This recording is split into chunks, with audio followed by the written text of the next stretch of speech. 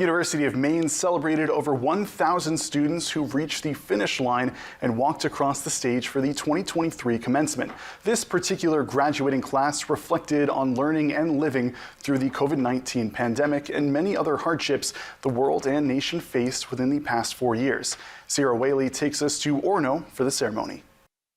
Today we celebrate your achievements and the beginning, the commencement of the next steps of your journey.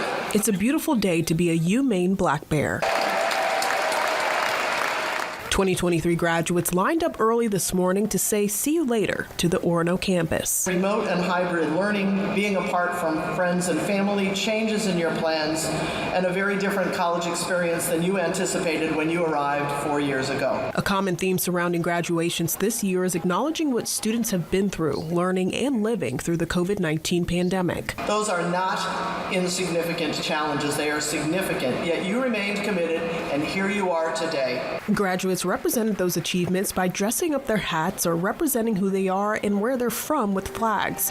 And that's what UMaine's 2023 valedictorian wanted for her fellow classmates today, for them to be proud of who they are, how far they've come, and the amazing achievements that they have ahead of them. In a post-COVID world, there's a lot of pressure to do the perfect thing and act in a certain way and follow all of the trends rather than looking to see who you really are and what you want to do. When it was time to approach the podium, she expressed how those key things make every graduate unique. It's what makes every graduate a forever Black Bear.